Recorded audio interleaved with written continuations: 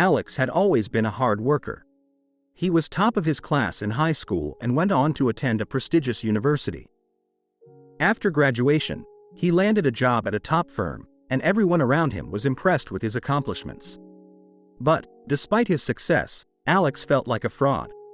He couldn't shake the feeling that he didn't deserve his accomplishments and that he was only successful because of luck or circumstance.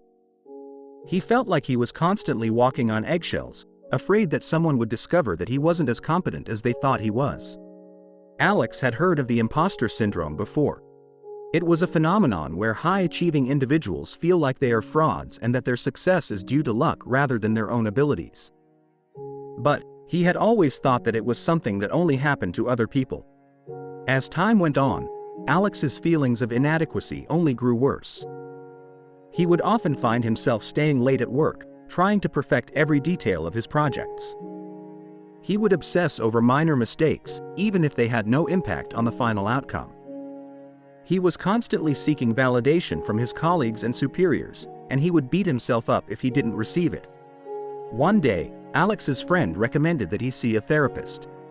Alex was hesitant at first, but he realized that he needed to get to the root of his feelings of inadequacy. The therapist listened patiently as Alex described his feelings of inadequacy. She explained to him that the impostor syndrome was more common than he thought and that it often affected high-achieving individuals. She helped him understand that his feelings of inadequacy were not based in reality, but rather, they were a result of his own negative self-talk. Over the next few months, Alex worked with his therapist to identify his negative self-talk patterns. He realized that he had been holding himself to impossibly high standards and that he had been comparing himself to others constantly. He had been so focused on achieving external success that he had lost sight of who he was as a person. As Alex began to identify his negative self-talk patterns, he also began to challenge them. He started to give himself credit for his accomplishments, rather than attributing them to luck or circumstance. He learned to accept compliments graciously, rather than dismissing them or downplaying his achievements. But, the road to recovery wasn't easy. Alex had to confront some uncomfortable truths about himself.